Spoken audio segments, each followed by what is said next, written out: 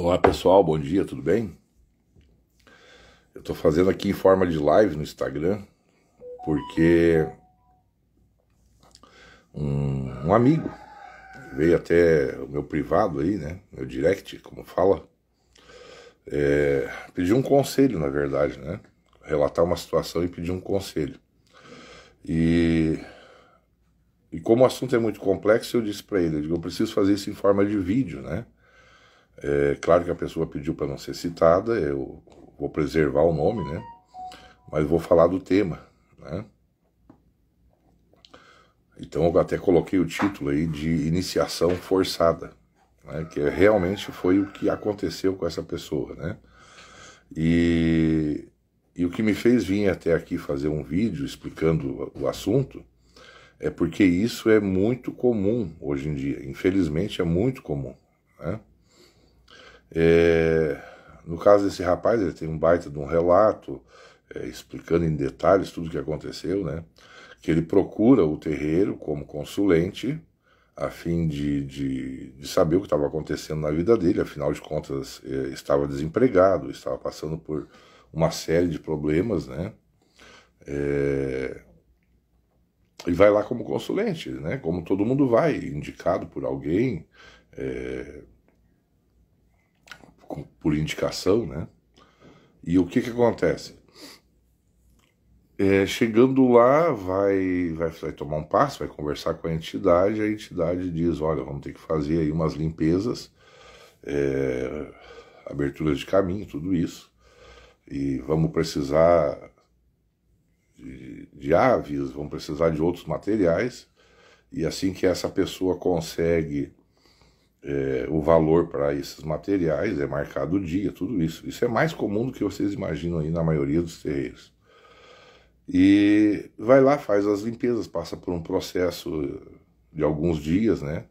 Fazendo essas várias limpezas e abertura de caminho. E depois o sacerdote da casa diz que ele já pertence à casa, é filho da casa, filho de religião, porque ele foi iniciado na quimbanda. E idem acontece para outros casos, iniciações aí forçadas, como eu digo, né? Em que a pessoa vai lá para fazer apenas um serviço, como a gente diz aqui no Rio Grande do Sul, e acaba descobrindo que se tornou filho da casa, que tem ali uma espécie de pacto, uma iniciação, né? E aí a pessoa vai tentar debater, vai tentar dizer, não, para aí, mas tu não me avisou de nada, tu não me disse que esse ritual seria para a iniciação, né? E eu estava achando apenas que era para fazer o trabalho que tu me disse, que era para limpeza, que era para abrir meus caminhos, que era para as coisas começarem a funcionar na minha vida, né? E aí o pai de santo bate o pé, né? Ou a mãe de santo, a depender da casa. E o problema é assim. Essa é minha esposa xingando os cachorros. Eu sei que dá pra vocês ouvir daqui, por isso que eu tô falando. Cara, quando vê, a pessoa se sente ali, por não conhecer a religião, né, por não conhecer como as coisas são, a pessoa se sente pressionada, né, se sente chantageada ali, de certa forma, porque não quer ficar de mal com a espiritualidade, fica até com medo, né? Poxa, mas para aí, se eu bater de frente com essa força, né, dessas entidades aí, eu vou me lascar, eu vou ter problemas aí na minha vida, né? Então, o que era para ser algo de ajuda, milagroso, acaba se tornando um inferno na vida da pessoa. E assim a gente tem muita gente, né? Muitos aí que foram iniciados em algum terreiro, em alguma religião, porque foram lá achando apenas que era para fazer uma limpeza ou algum trabalho específico e tudo isso. O que de certa forma aprisiona, eu já falei, que é a questão do medo de sofrer depois retaliações, né? Ou de ter ali a perseguição de espíritos, entidades, etc. Né? A pressão psicológica que é feita no grupo também, porque muitos até dizem, olha, vocês não estavam aqui junto quando ele fez a iniciação? Ele estava aqui, ele fez porque ele quis. Na verdade não fez porque quis, fez porque foi pressionado, né? E não foi informado. Lembrando agora e falando do tema para vocês, eu já conheci tantos casos na minha vida, de tanta gente que vem conversar comigo, me vê como uma pessoa confiável e também amigo, né? E eu já conheci casos que a pessoa foi iniciada no culto ao orixá, né? Aqui no Rio Grande do Sul chama batuque, é assemelhado ao candomblé, não é o candomblé, mas é assemelhado. Então, para vocês terem uma noção aí da importância e do peso que isso tem. Então, eu já conheci casos de pessoas que começaram a frequentar um terreiro, iam lá tomar um passe de vez em quando tinha sessão de umbanda, ou iam também na quimbanda, e um determinado dia começa que vai jogar com o pai de santo, né? O pai de santo diz, olha, tem que jogar o búzio. Aí lá no búzio já é revelado que o orixá quer, porque quer que aquela pessoa se inicie no culto, que vai ser bom para a pessoa. Quer dizer, vai se criando uma teia de confiança, né, de até respeito por aquele sacerdote. Tem ali muitos acertos, né, de fato tem acertos, porém o que acontece é o seguinte, pro consulente ou para a pessoa que frequenta o terreiro, né, nessa condição aí de assistência ao consulente, tem que ficar bem claro, né? Olha, isso aqui é uma iniciação, isso aqui vai te colocar com responsabilidades. A coisa é levada tão a sério que aqui no Rio Grande do Sul a gente chama de obrigação. O nome já é obrigação porque de fato são obrigações que a gente tem com o terreiro, né? Então, nesse caso específico foi uma senhora, ela me falando, João, eu vou fazer tal procedimento no batuque e coisa e tal, mas eu acho que tal hora eu já estou liberada, daí eu posso ir numa festa de aniversário que a gente ia fazer. Eu digo, olha, eu acho que não, acho que tu vai ficar recolhida lá pelo menos por uns 3 dias. E ela disse, como assim recolhida? Eu digo, outra coisa, vai sangue na tua cabeça, vai sangue no teu corpo todo, tu vai ficar toda ensanguentada com o sangue dos animais, e depois tu vai ficar deitada no chão por muitos dias, ali sem poder sair para lugar algum. Ela disse, como assim? Eu digo, vai ser desse jeito. E ela disse, poxa, mas eu tenho médico marcado para amanhã, eu tenho outros compromissos. Pois então, e tu não conversou com teu pai de santo lá? Como meu pai de santo? Eu só vou lá para fazer trabalhos com ele, jogar, coisas do gênero. Ele que me disse que eu tinha que fazer esse procedimento porque era para abrir as portas, né, da minha vida, eu resolver meus problemas. Então, assim, isso é mais comum do que vocês imaginam. Pessoas que são iniciadas na religião sem saberem que estão sendo iniciadas, né? Que de fato estão ali selando um compromisso, na verdade, passando por uma conversão religiosa, né? E como são rituais que são feitos, eles têm sim um certo poder sobre a vida da pessoa, né? Uma influência direta, né? Então é assim, tem muita gente que está na religião, muitas vezes não sabe nem porquê, sabe que foi lá para tomar um passe, fazer uma consulta com cartas ou búzio, quando vê tá dentro já do terreiro ali, dizendo, olha, não sei, disseram que era assim e assim eu estou fazendo. No caso do batuque ou do candomblé, isso, para uma pessoa que tem poucas condições financeiras, se torna um grande fardo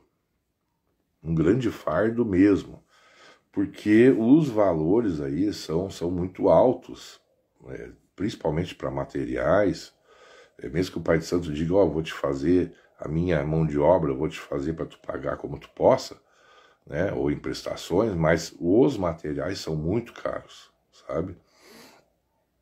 Então eu conheço uma série de casos, uma porção de gente que acaba sendo iniciado e aí do nada tem que arrumar 5, 6, 7 mil, 10 mil, 15 mil reais, sendo que a pessoa já estava passando por um grande problema, tu entende, financeiro, não tinha condições de pagar seus boletos atrasados, e quando se vê na obrigação de ter que arrumar esses valores, né? E os pais de santo dizem assim, ó, não me interessa, o orixá pediu, ou tal entidade está pedindo, tu vai ter que dar um jeito nisso, tu vai ter que vender alguma coisa tua, tu vai ter que pagar isso em mão de obra, não sei, eu preciso, não é para mim, é para ti, né? Só que a pessoa não pediu por aquilo, e não foi instruída por aquilo, né? Para aquilo, né?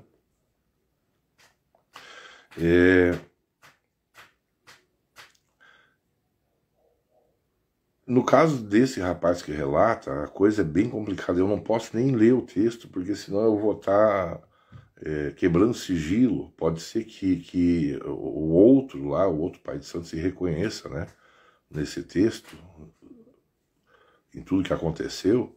Vai dizer, ah, fulano, tu além de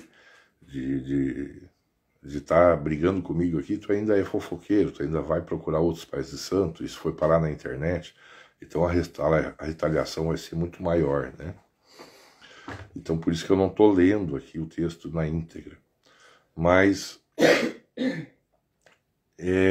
quando a gente fala de pessoas, quando a gente fala de gente, né? A gente tem que entender o seguinte, hoje em dia muitos estão literalmente surtados.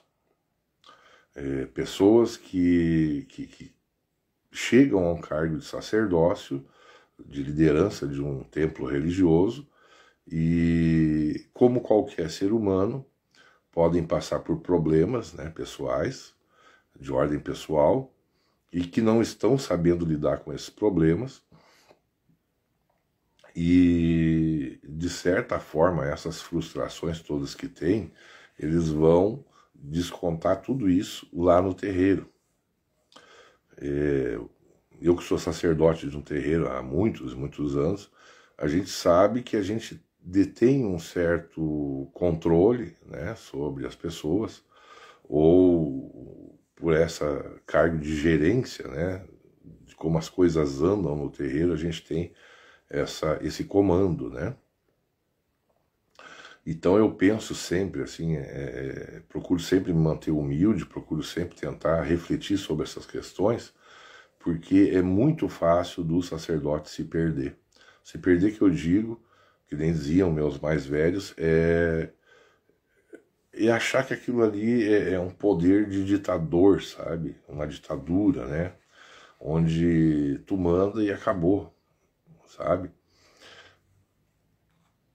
Isso é muito perigoso, sabe? Perigoso pro sacerdote que vai se perder, como eu já disse, que a espiritualidade não vai reconhecer aquelas atitudes, aquelas ordens que ele está dando, né, como sendo da sua parte, ou seja, da cabeça dele ou dela, né, e vai acabar o abandonando, né. Então assim, a gente diz que as entidades acabam se afastando do sacerdote. E no lugar daquelas entidades, alguma coisa está aparecendo ali, né, se manifestando. E aí a gente fala também que podem ser espíritos obsessores, como os irmãos do Kardec falam, né? Pode ser mistificação, pode ser animismo, pode ser um monte de coisa. Então, o sacerdote, quando ele é abandonado pelas entidades, e ele continua nessa prática de ser um ditador, né? Ele, para poder manter o status, ele pode involuntariamente, né, ou voluntariamente, em vez de uma entidade estar nele, ser algo da cabeça dele, né? E aí o poder fica mais, para um psicopata isso aí é um prato cheio, né? Então o poder fica mais mais consumado, né?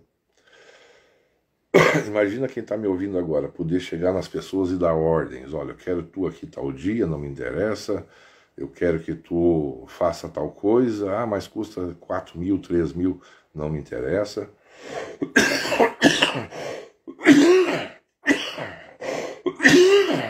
Perdão, pessoal, estou me recuperando aí de uma gripe muito forte. Então assim, imagina vocês aí poder chegar para alguém e dizer, eu quero que tu faça tal coisa, ah, mas vai custar 3 mil, eu não tenho esse dinheiro, não me interessa, tu vai ter que dar teu jeito, porque senão tu vai sofrer as consequências, e é a chantagem espiritual, né? E é o mesmo que algumas igrejas evangélicas fazem, né? Dizendo, olha, ou faz o que eu estou dizendo, né? Ou vai para o inferno, e vai padecer pela eternidade no enxofre. Então é quase que isso, né? Esses sacerdotes ficam ameaçando de alguma forma, né? Quanto a esse poder que sobe na cabeça, né, de ser um comandante, um enviado de Deus, alguém que tem poderes acima dos outros, pode acontecer também de casos onde, principalmente quando acha alguém que não reluta tanto, que é mais simples, mais humilde, uma pessoa mais, como se diz, mais fácil de manipular, né? Então pega aquela pessoa ali inocente, entre aspas, e faz dela chacota no meio de todos. É claro que não é em motivo de risada, é ao contrário, é em manifestação, em demonstração de força, sabe? Então usa esse poder psicológico sobre aquela pessoa publicamente para demonstrar o seu poder. Então, já te falei que tal coisa, cala tua boca, quem tá mandando sou eu. Então isso acontece muito, viu, gente? E aí essa outra pessoa, por ser mais humilde, não querer debater, não querer entrar em guerra, por uma série de motivos, né? Um deles pode ser esse medo de ter alguma retaliação por parte espiritual, né? De sofrer um feitiço ali, alguma coisa assim. Então ela se submete publicamente a essa coisa vexatória. É muito ruim isso, né? O meu papel como sacerdote, além de passar doutrinas para os meus filhos e ser zelador, né, dos apetrechos religiosos dos meus filhos lá no terreiro, também é vir, né, aproveitar esse canal que a gente tem, que é a mídia, para poder esclarecer para pessoas que são fora do terreiro, para que elas entendam bem quais são as armadilhas que elas podem estar expostas em algum dado momento, por desconhecimento. Então, nada melhor do que o conhecimento para abrir portas, prevenir de enrascadas, né, ou de problemas futuros. E eu, como sacerdote há muitos anos, eu tenho que dizer para vocês o seguinte: a espiritualidade, ela não faz chantagem com ninguém. Ela não obriga ninguém a nada. Não existe essa coisa de que o teu orixá está te exigindo, que se tu não fizer isso, tu vai ter problemas, porque ele vai te trazer problemas na tua vida, mais do que tu já tem. Então fica uma coisa, essa chantagem é bem classificada assim, ó, é céu e inferno, né? Então, ou tu faz aquilo que ele está dizendo, e aí a tua vida vai andar e tu vai ficar rico, porque as promessas são essas, né? Tu vai ter saúde, e tu vai ter um ótimo emprego, e tu vai sair de auxiliar de alguma coisa para gerente de alguma coisa, né? Desde que faça aquilo. Ou se tu não fizer, se tu já está com problemas, tu vai ficar com muitos e muitos e muitos mais problemas. Então, é a chantagem perfeita, né? Só que tem o seguinte também, mais uma coisa que eu tenho que esclarecer a vocês. Tem várias formas, né, ou vários tipos de sacerdotes hoje em dia nos terreiros. Muitos estão querendo viver da religião e não para a religião. Viver da religião é ganhar o seu sustento ali de dentro do terreiro. Ou seja, eles precisam capitalizar tudo que é feito. qualquer iniciação, qualquer tipo de trabalho. Quer dizer, como é que ele vai vender um produto se esse produto não existe, não existe, né?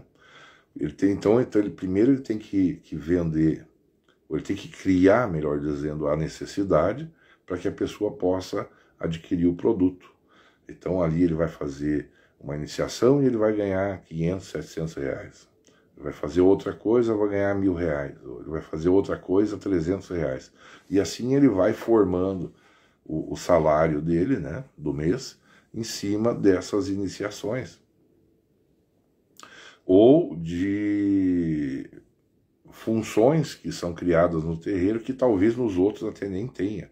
Ou ele descobre que tem algum outro e ele inventa na sua casa. Inventa, porque os terreiros eles vêm de um folclore que vem sendo passado de pai para filho há centenas de anos, né? Todos nós não nos auto-intitulamos sacerdotes, a gente é formado por um mais velho, foi condecorado por um mais velho. Agora, sábado passado mesmo, teve a outorga e sacerdócio de uma filha minha lá no terreiro, a Janaína, né? Então a gente faz aquilo tudo publicamente, filmado, fotografado, com outros sacerdotes ali como testemunhas, né? Então assim, não é uma coisa de auto-intitulação.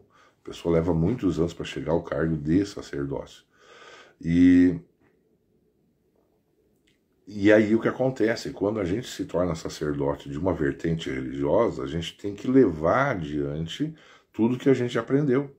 Então é mais ou menos como um professor de matemática que estudou na universidade por muitos anos, ele vai ter ali um currículo a ser passado,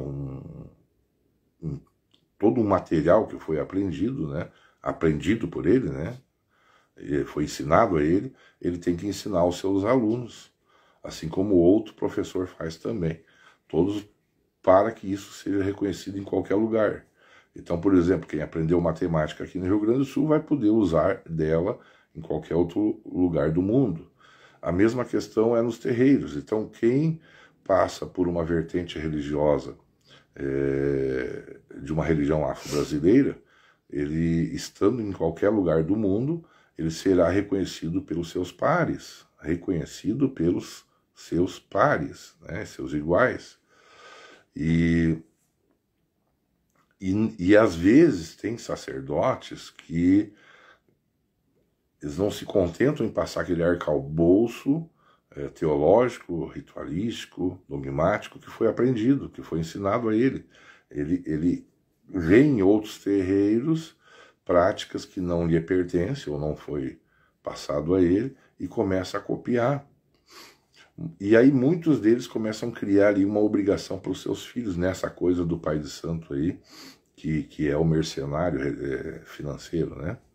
Então ele começa a criar, agora tem que fazer o corte para as almas, agora tem que fazer o corte para os eguns, agora tem que fazer tal coisa, que agora tem que fazer a abertura do povo cigano, porque agora tem que fazer a abertura do povo da praia. Então cada ritual desse ele está criando para os seus filhos, os seus seguidores, obrigações em que vão gerar custos para esses filhos, de um certo dinheiro, que somando tudo aquilo vira um grande dinheiro para ele, né? Ou para ela. Então, vocês percebem bem como a coisa é? Como é tentador tu poder dizer assim, ó, agora aqui, mês que vem eu quero fazer, ou daqui a 15 dias, o corte para tal linha de trabalho. Vai custar 300 reais para cada filho aqui de mão de axé, mais os materiais. Se tem 10 filhos, dá 3.000. Se tem 20 filhos, dá 6.000 reais. Ou seja, o ritual que é feito num dia, porque ele vai estar ali de boa, sentado, e os filhos correndo atrás dos materiais para fazer aquela obrigação que ele estipulou. E ele bota 6.000 no bolso, 12.000 no bolso, 3.000 no bolso, a depender do número de filhos. E os filhos estão ali seguindo o que o mais velho diz, o que o líder diz, né? Então é mais ou menos como quem é católico vai na igreja ouvir o sermão do padre, e o padre está lá interpretando a Bíblia, né? Dizendo, olha, dessa maneira, é assim que é, e coisa e tal. As pessoas, os fiéis, confiam plenamente nas palavras do padre. Afinal de contas, o padre foi outorgado pela Santa Igreja Católica, né? Vem uma hierarquia. Então, assim, da mesma forma, as pessoas acreditam nesses sacerdotes, entendendo que eles foram outorgados e o que eles estão fazendo faz parte do processo. Mas muitas vezes não faz.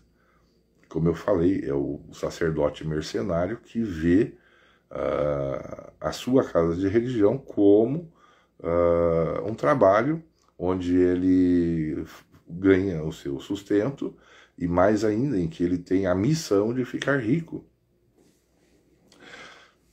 Existe entre os sacerdotes uma certa competição, que é a competição de quem tem mais axé. O axé deveria ser entendido, assim foi me ensinado pelos meus mais velhos, o axé seria vamos chamar assim, um certo poder em que tu resolve problemas das pessoas, vamos dizer assim, né? Mas eles interpretam errado, eles entendem que axé é quem tem mais dinheiro, quem ganha mais, quem tem a corrente de ouro maior, quem tem o carro melhor, a casa melhor, o terreiro maior, né? O número de filhos, quantos mais filhos tem. Então as pessoas entendem tudo errado o que é axé. Tem um ditado aí popular que diz assim, se o orixá gostasse de rico, de grana, de riqueza, ele não pegava a cabeça de pobre, né? Então, vocês imaginem os nossos irmãozinhos que foram escravizados lá na senzala, na época da escravidão, eles não tinham nada. E eles é que ensinaram para nós, ou passaram para nós esses axés, esses ensinamentos, né, essas egrégoras espirituais. Então isso corrobora com a ideia de que não é o mais rico, porque dentre os escravizados na senzala todos eram iguais, ou seja, todos não tinham nada, né? E o que diferenciava o axé deles é aquele que tinha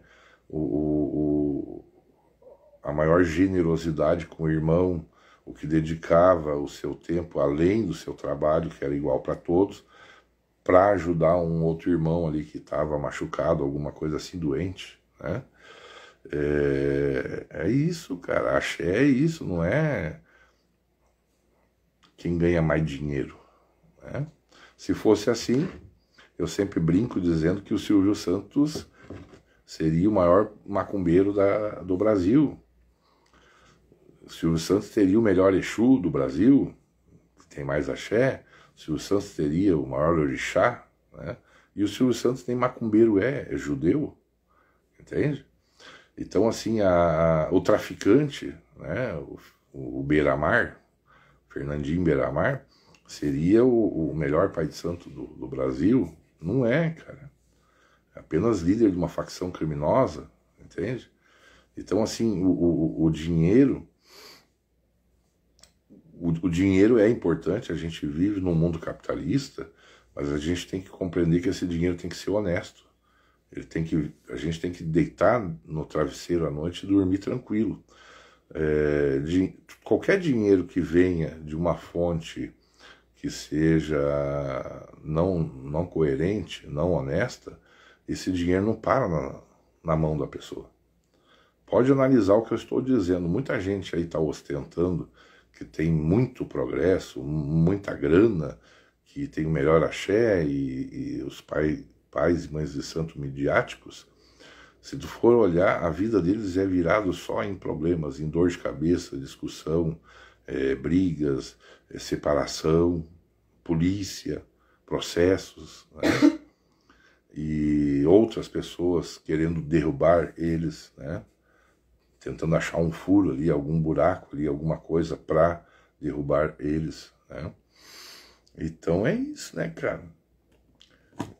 Que tipo de religião tu quer fazer? Né? A religião está num conceito de religare, né? De religar. Eu não vejo isso sendo pregado nos terreiros, sabe? Falta esse pedaço aí que o pessoal não fala, não conta, né? que a religião é para a vida inteira, é para a vida toda, e indiferente ou independente da situação financeira que tu esteja. E isso não é pregado, se prega só essa coisa da bola de neve aí, de quem tem axé, quem deixa mais rico. Isso é bobagem. É coisa mais difícil para um religioso, seja de qualquer religião, é compreender isso, que a religião está para algo a mais, para algo acima das coisas materiais, né? Religião é fé. Religião ela vai te passar mecanismos, né, para que quando tu esteja passando por um problema, tu se mantenha ali positivo, convicto, com esperanças. Isso é a fé, entende? Tu entender que tu tem uma força maior, que não acaba por ali, né, que tem algo a mais que pode vir em teu socorro e que vai acabar causando um milagre na tua vida. Nós que fazemos religião desde nascidos, né, religião afro-brasileira, eu, minha esposa, minha família, meus mais velhos, todos, a gente tem um outro olhar sobre a religião. A religião convive conosco como convive tudo na minha vida, né? Ela é uma parte importante da minha vida. Hoje mesmo a gente tem função no terreiro. Tá aqui se armando um ciclone, né, Cássio? Tá para vir um ciclone aqui, uma tempestade aqui no Rio Grande do Sul de novo. E nós estaremos lá. Eu penso que eu sou o único que não posso faltar, entende? Então, assim, eu mesmo doente, tomando aí antibiótico, essas coisas, eu vou estar no terreiro hoje, né? Porque para nós a religião ela é algo, uma peça muito importante na nossa vida. E digo para vocês, nós não estamos na nossa melhor fase financeira. A economia do país não vai muito bem, isso acaba refletindo aí na situação financeira de todos, e a gente continua indo. E sempre fomos a religião. Tivemos momentos aí, eu e minha esposa, minha família toda, de a gente passar muita dificuldade na vida mesmo, e nós estávamos lá fazendo religião, atendendo 50, 60 pessoas no terreiro, gratuitamente, né, nos dias para isso. Entende? Eu passando perrengue financeiro e atendendo 50, 60 pessoas, eu incorporado atendendo essas pessoas. Minha esposa, em vez de incorporar, sendo ela pronta na religião também, estava lá camboneando, ajudando, auxiliando, né? E muitas das vezes a gente fazia até comida, janta, para o pessoal depois que encerrasse os trabalhos na religião, eles pudessem ali ter uma refeição, né? Então isso são outros tempos. Não sei se vai voltar esses tempos aí, nos terreiros, espero que volte, em que a gente, cada gira que fazia, cada sessão que fazia, a gente fazia panelões lá de comida. Por isso que os terreiros têm cozinha industrial, né? Nós lá temos um fogão a lenha lá, grande, um panelão de 50 litros, a gente faz muita comida, né? E a gente pensa também nas pessoas da comunidade que estão passando por algum perrengue, algum aperto, e que talvez ali seja uma ótima refeição. Moradores de rua que vão no terreiro. Então, assim, eu não estou aqui pregando moral em ninguém, eu estou tentando só lembrar os meus irmãozinhos de religião, né, e explicar para os iniciantes na religião, os leigos, os simpatizantes, para eles entenderem de fato o que é um terreiro, né? Tá bom, gente? Eu vou fazer mais live aqui, espero que faça. Eu sei que tem pouca gente me assistindo aqui agora, mas se tivesse um só tava ótimo. A ideia é conversar, né? E eu quero ver se faço mais lives aqui. Eu sei que dá para fazer de 2 pessoas, né, ou mais. E vamos ver se a gente se acerta aí para fazer. Eu peço que vocês coloquem embaixo dos meus vídeos comentários, né, perguntas, sugestões de temas para mim vir falar por vídeo aqui, tá? Eu preciso disso, eu gosto de responder perguntas, eu gosto de tirar dúvida, Mas eu preciso que essas dúvidas estejam claras ali, né? Sobre que tema eu devo falar, tá? Eu peço aí que Pai Oxalá abençoe a todos nós, né? Nos trazendo aí saúde, principalmente. Sem saúde não adianta ter dinheiro, não adianta ter casa boa, carro bom, né? Não adianta, o resto não adianta se não tiver saúde para poder aproveitar a vida, né? Longevidade também, tá? E é claro, abertura financeira para todos nós, e prosperidade. O conceito de prosperidade, na próxima live eu vou explicar o que é para nós. É diferente de ter muito dinheiro no banco, tá? Então é isso aí, pessoal. Até a próxima live. Um beijo no coração de vocês. Muito obrigado.